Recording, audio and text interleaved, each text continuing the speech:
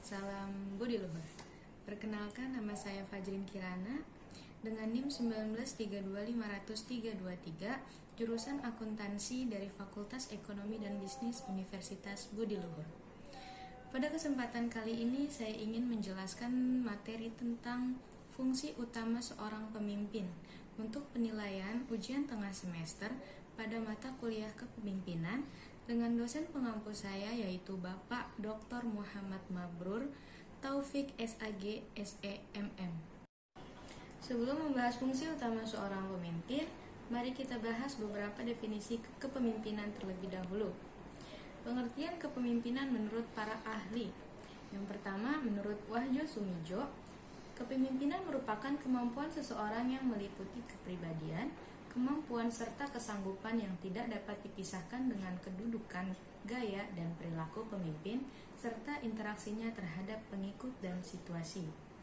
Menurut P. Siagian, kepemimpinan merupakan suatu kemampuan dan keterampilan seseorang ketika menduduki sebagai pimpinan dalam suatu organisasi atau perusahaan untuk mempengaruhi perilaku orang lain, khususnya bawahannya agar berpikir dan bertindak sedemikian rupa sehingga bisa memberikan sumbangan nyata dalam pencapaian tujuan organisasi.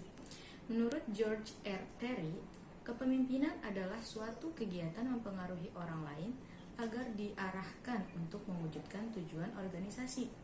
Menurut Hemphill and Cons, kepemimpinan merupakan perilaku seseorang individu dalam memimpin kegiatan sebuah organisasi atau kelompok dalam mencapai tujuan bersama.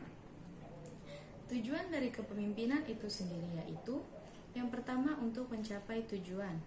Fungsi pertama dari pengertian leadership adalah merupakan sarana untuk mencapai tujuan organisasi atau kelompok.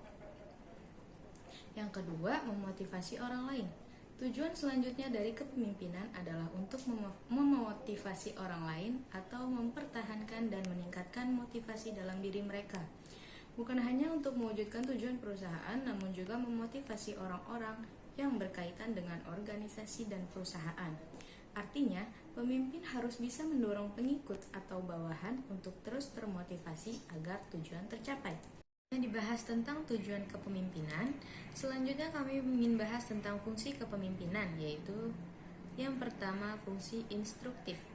Fungsi pemimpin dan kepemimpinan adalah sebagai komunikator, yaitu melakukan perintah yang berupa isi, cara melakukan, waktu pelaksanaan, dan tempat melakukan perintah agar keputusan terwujud dengan efektif. Artinya, pemimpin berfungsi untuk memberi perintah dan yang dipimpin berfungsi untuk melakukan perintah pemimpin. Yang kedua, fungsi konsultatif. Pemimpin menggunakan fungsi konsultatif yaitu dapat berkomunikasi dua arah. Tujuannya adalah sebagai upaya menetapkan sebuah keputusan yang membutuhkan pertimbangan dan konsultasi dari orang yang dipimpinnya. Yang ketiga, fungsi partisipasi. Fungsi partisipasi adalah pemimpin bisa melibatkan anggotanya dalam proses pengambilan keputusan ataupun dalam melaksanaan tujuan. Yang keempat, yaitu fungsi delegasi. Pemimpin memiliki fungsi delegasi, yaitu suatu bentuk kepercayaan seseorang pemimpin kepada seseorang yang diberi mandat untuk melaksanakan dan bertanggung jawab atas pelimpahan wewenang. Yang kelima, yaitu fungsi pengendalian. Dalam melaksanakannya, pemimpin dan kepemimpinan juga bisa melakukan bimbingan, pengarahan, koordinasi, dan pengawasan terhadap kegiatan para pengikut atau bawahannya. Sifat-sifat seorang pemimpin. Dalam memimpin suatu kelompok atau organisasi, perusahaan, seseorang memimpin harus memiliki sifat-sifat diantaranya, yaitu yang pertama, sifat intelijensi, yaitu suatu kemampuan berbicara, menafsirkan, dan bernalar yang lebih kuat daripada para anggota atau bawahan yang dipimpinnya. Yang kedua, yaitu kepercayaan diri. Sifat yang berupa keyakinan atau kompetensi dan keahlian yang dimiliki. Lebih baik jika pemimpin memiliki kepercayaan diri akan skillnya.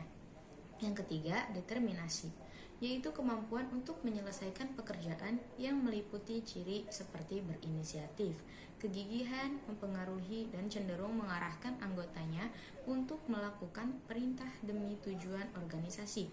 Yang keempat, yaitu integritas. Setiap pemimpin harus memiliki sifat integritas atau kejujuran dalam memimpin anggota dan organisasinya. Yang terakhir yaitu sosiabilitas. Meskipun pemimpin merupakan seseorang yang harus memiliki ketegasan dan kewibawaan, seseorang pemimpin juga harus mampu menjalin hubungan yang menyenangkan, ramah, sopan, baik dengan anggota yang dipimpinnya atau dengan mitra yang dijalin dalam organisasinya.